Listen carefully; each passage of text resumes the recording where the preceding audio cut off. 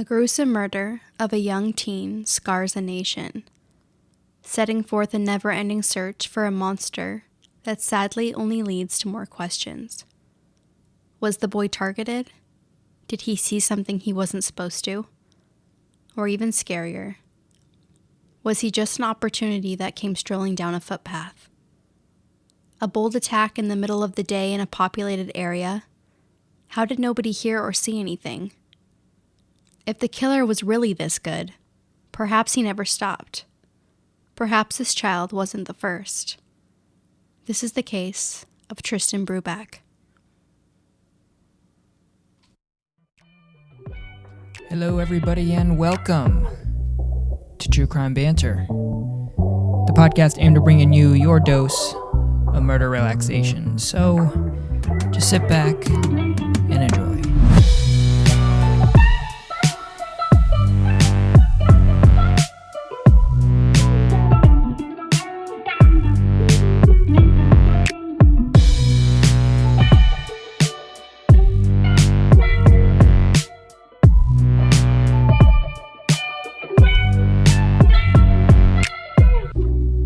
Hello everybody. Hello and welcome to the True Crime Banter YouTube channel. Yep, This is season 2, episode 1. And for those of you who don't know, there's a full season 1 that you can go back and listen to. Yeah. We're changing things up this season though. Yep. We've got a little more condensed, a little more back and forth here on the YouTube channel. But if you want to, I guess, get the full banter. Yeah. We're trying to cover concept. these short attention spans here for you guys. Yes. The little parrot-minded people. Oh, hello. Hey, I'm there too. There's no hate there. But also, if you want the more detailed stuff, I'm also like that too. Yeah, we're Go on to Spotify. Yep. Apple Podcasts, Yep. Google Podcasts, Anchor FM. There's or a lot of our other ones. older YouTube videos. Yes. Yeah, our older YouTube videos. If you want 3-hour long episodes, feel free. Oh my goodness, that Dennis Nielsen. Yeah. So yeah, if you guys enjoy this kind of, content, feel free and go back and listen or follow us on Instagram and listen to our other stuff in the other podcast realms. Yeah. But today, we're going to be covering the story of Tristan Brubach. Yep. And you are going to be starting us off. So here we go. Here we go.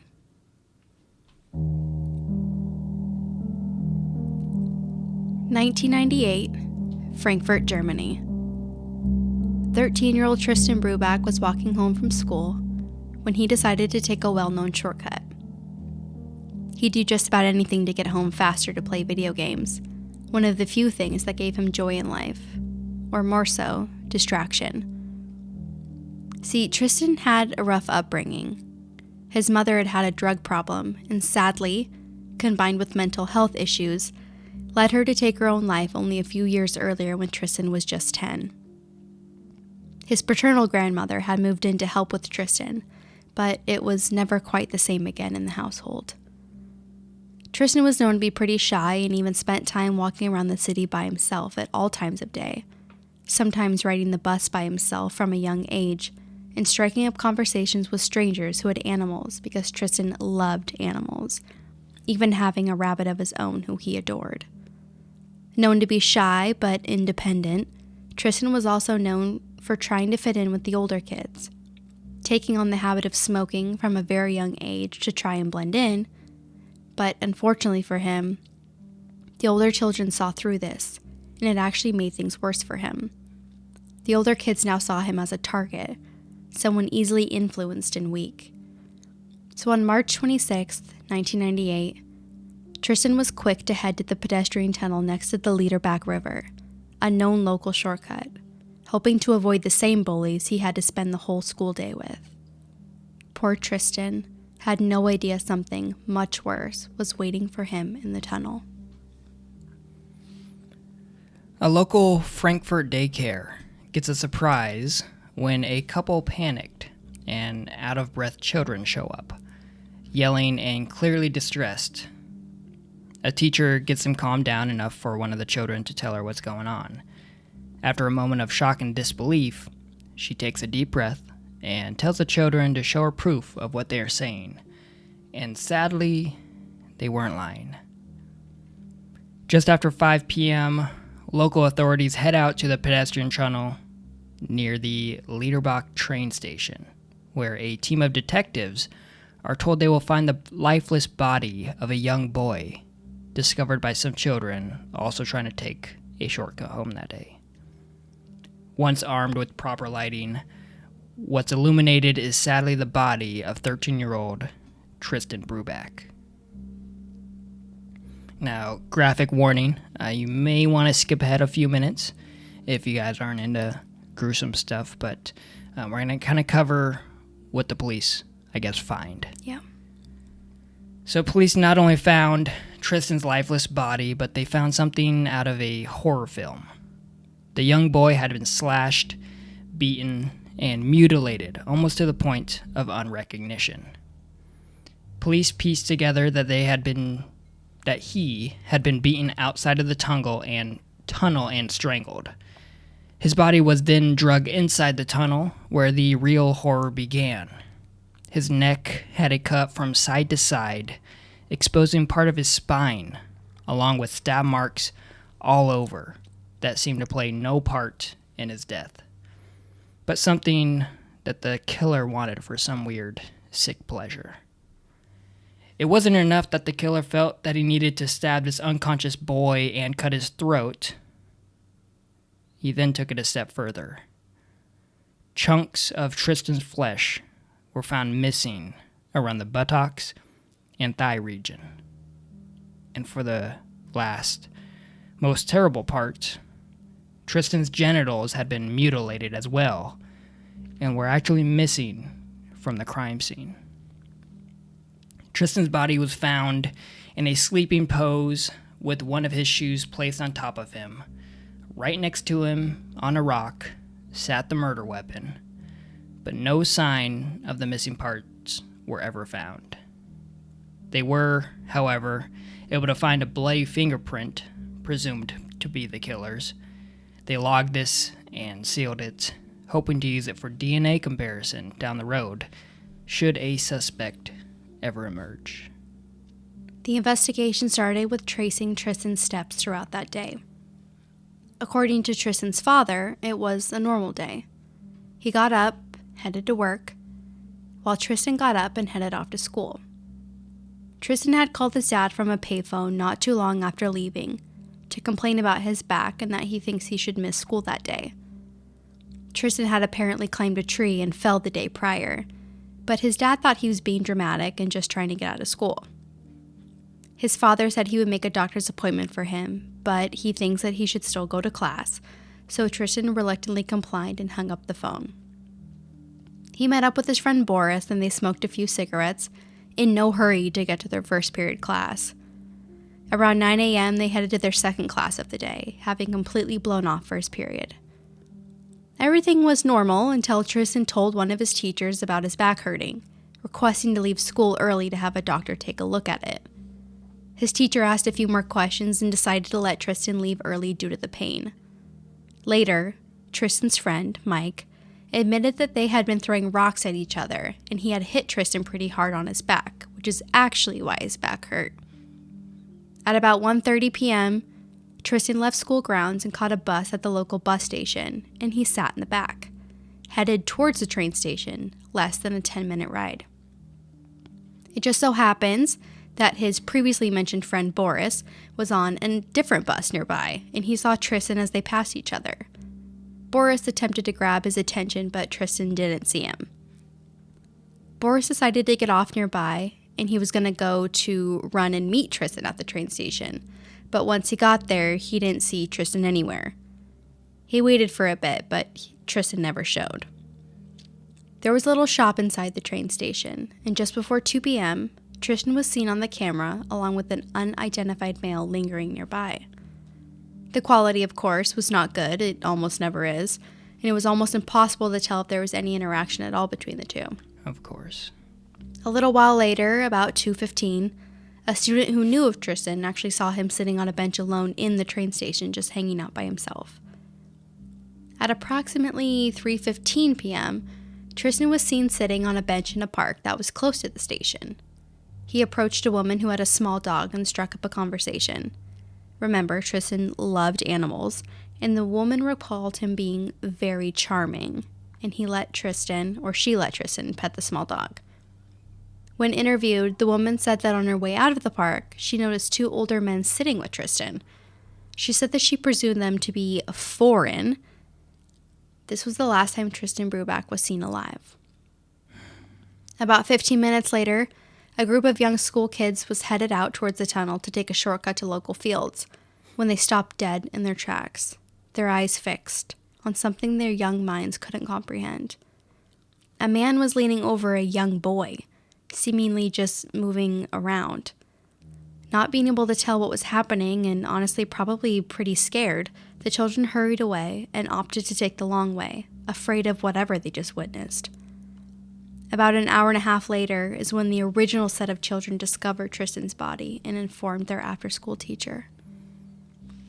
Police used the children who saw a man hunched over Tristan's body and a young girl that later came forward who saw a man matching the other children's description to create an image of the potential suspect. So I believe we are going to post a image or a picture of this. Yeah, if you guys want to see it, go to the Instagram. Yeah. Yeah. At True Crime Banter. Yeah, exactly. Yes, and so they believe, or I guess let me describe what they just, paint a picture. Yeah, so he is pale and pink, blonde and balding, with thin strawberry eyebrows, light creepy eyes, sunken cheekbones, and a possible cleft lip or scar of some sort just above his left upper lip. They believe his height to be about 5'7" and age 35 to 45. That was a typo, sorry. Sorry. Yeah. 35 to 45 years old. The children, they described him as unkempt, and his gross hair potentially tied in a ponytail or braid beneath a hat. Yeah. The profile of this potential suspect was believed to be someone who enjoyed hanging around younger children and was found in the company of a quote-unquote younger generation frequently. Prior to his murder, Tristan was known to hang out and socialize with some older men. And after asking around, police found that one of them he was associated with was actually a blonde older male. But this man was never identified, sadly. Days after Tristan, they were laying him to rest, the police got a very creepy phone call. So originally I was going to either play the phone call or have you and I reenact it. But after listening to it so many times, I'm like, I just didn't find any value to it. Yeah. But I can kind of summarize it. So basically, a mysterious man calls and says, "Hi, this is Tristan's murderer." And the police basically I don't know if they're keeping him on the line, but they just kind of say, they basically just repeat everything he's saying. Right. Which is why I thought this conversation was so pointless. So he said, just once again, to summarize, "This is Tristan's murderer." Then they say, "This is Tristan's murderer?" And he says, "Yes." And they say, "What do you look like?" And he says, "I have black hair," which obviously doesn't match the description of the person. So you're telling us that got they black think hair? that he's misleading them, right? Sounds then right. they say, "How tall are you?" And he says, "I'm 6 foot tall." And they say, "You're 6 foot tall?" And he's like, "Yeah." And then they ask him where he is. And he says he's at the train station. So this is when he hangs up. That's how they leave it. Lovely. Perfect. So, police were hesitant to believe the stranger over the phone, some guy just calling in, who they later think he sounded under the influence of something. They don't really know. Yeah. But they have to follow up kind of everything, right? So was this just a sick joke, or had they actually talked to Tristan's killer just now? So he had said he was at the train station, so police quickly rushed to the Brubach train station, and they find all empty phone booths.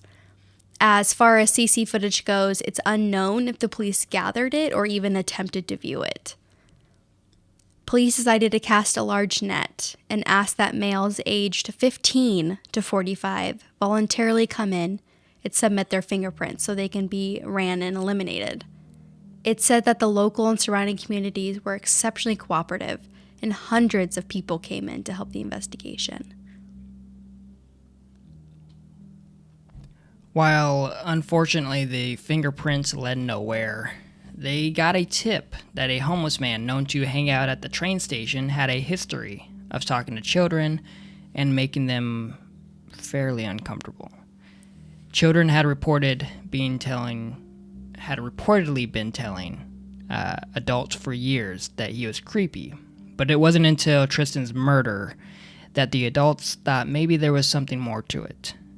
It seemed as though it was too late, because when they went to question the man, he was long gone, and nobody had seen him in quite some time. So, of course, no one wants to listen to the children until there's actually reason to listen to them. Figures. The following year, March 1999, a spark of luck came when Tristan's backpack was found in a forest a mere 15 miles from the scene. Inside, investigators found a map of Germany, but the weird part is it was printed entirely in Czech. So the police, they kind of assumed that the map may have belonged to Tristan's killer, or I guess somebody who's used his backpack, obviously. Perhaps not even knowing that it was Tristan's backpack at all. Because Tristan, he wasn't Czech. He didn't speak Czech. So it was very odd, very weird to find this map in his backpack. And it kind of just led nowhere. Just when you thought things couldn't get any worse, later that same year, 1999, 1 year after the murder, Tristan's grandmother arrived at his grave to place some flowers, only to find Tristan's grave dug up. Someone had dug almost 3 feet down, almost emptying the grave of its dirt and covering the coffin. Police were notified and surmised it was a mentally deranged person with nothing better to do. Not sure if that's any comfort to the family at all. Yeah.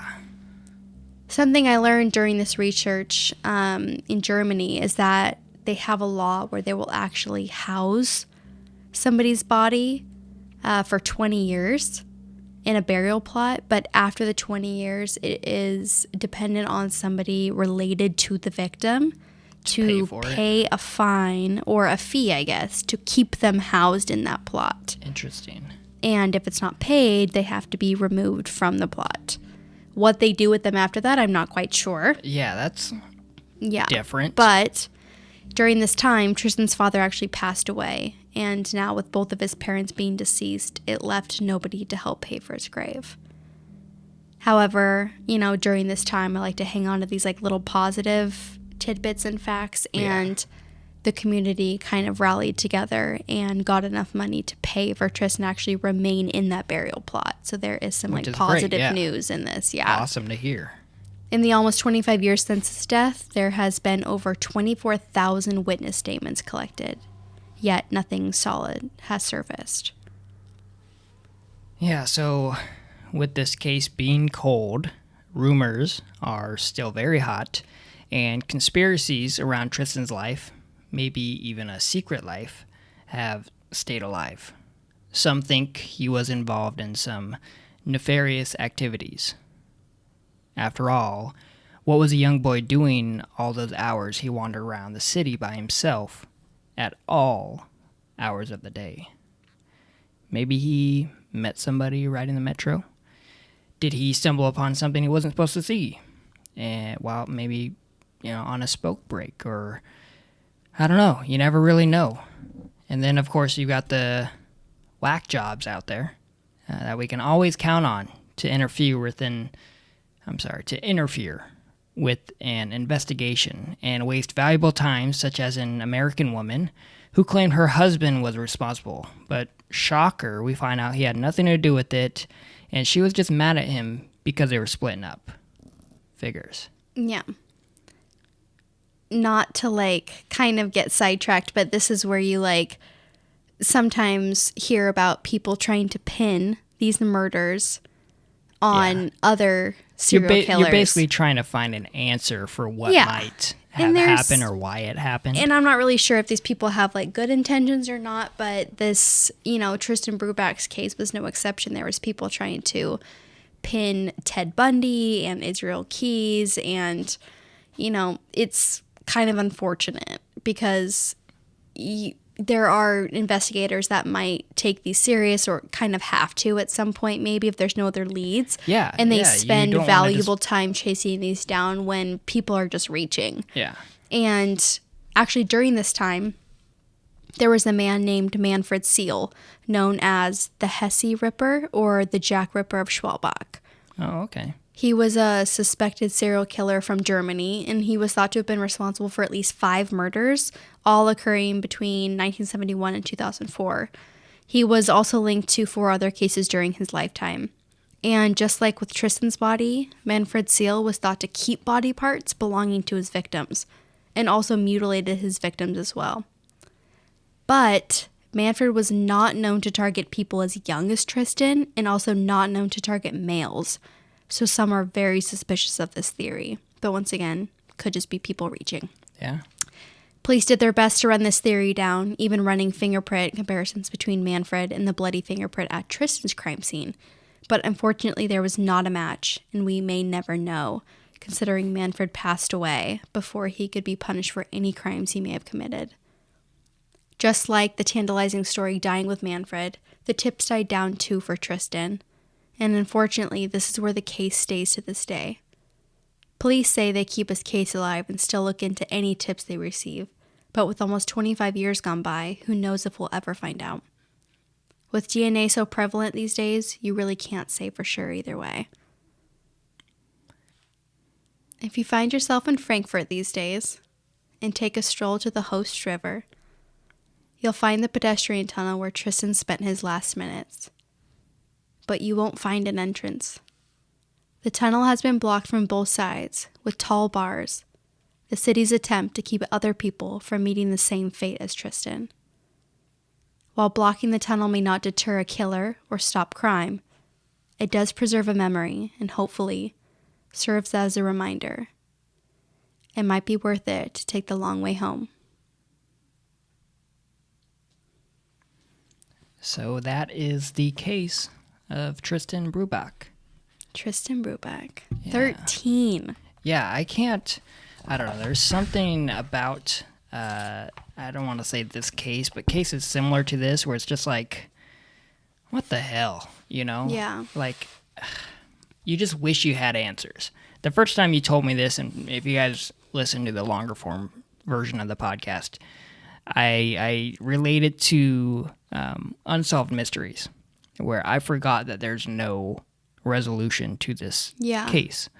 But it felt like it was leading somewhere. Right. You had a lot of moments or breaks that it felt like, oh, maybe it was this guy, or maybe it was that guy, you know, the blonde-haired man that all the children complained about. Let's or the find 2 foreign guy. dudes in the park, or the homeless guy, or And yet, nobody. Yeah. Even the guy that mixed a phone call to the police department. Yeah, Like, exactly. let's fucking find this guy. Right. You know, and to not even possibly, you know, collect the CCTV of and somehow you have Tristan on camera in the train station with a weird dude nearby, but you don't have Who is CC that footage of weird the dude? guy in the phone book making the call or the phone booth making the call. It's one of those cases, and if you try to put yourself in the footsteps, it doesn't help it was the 90s either, you know? Yeah. It's a very unfortunate case. Yeah. You know, you just hope, even if it is one single bloody fingerprint, you hope one that, day. someday. I mean, you hear like the Golden State Killer getting caught, like hopefully there's hope. There's hope. Yeah, if he can get caught, then who knows? You just hold out hope and hope you can get it. So it's unfortunate too because both of his parents are gone. I'm not sure if his grandma has passed now either, but it's almost, I mean, it's one of those things. It's nice to hear that the public is still contributing, keeping his, you know, burial plot paid for. Right. Because so easily, without parents, so easily this could just go away. Yeah. You know, and people not care about it. But the fact that it seems to be a very... and it was only the 90s, so there's hope that this guy is still alive, whoever did it, you know? So hopefully they can still, get sentenced. He's not alive. Hopefully he met the demise of getting hit by a train or something. Yes, exactly. Definitely. So... Yeah, so there it is. The story of Tristan Brubach. Yeah. Brubach. If you guys enjoyed it, let us Yeah. And if you liked it, do hit the like button. Feel free to subscribe. We got episode 2 coming out. I mean, episode 2 is probably out at the moment. Yeah, we're going to try. You guys are watching this. Yeah. So if you did, or not if you did, but you can follow us on Instagram. Feel free to leave theories, comments, whatever you think might have happened to him. Private message, too. Oh, shit, If you talk to anyone, it's me. I love talking to you guys. So. Always her. Yeah. Always her. So, this has been another episode of the True Crime Banter podcast. Yeah, we'll catch you on the flippity flip. Adios. Bye.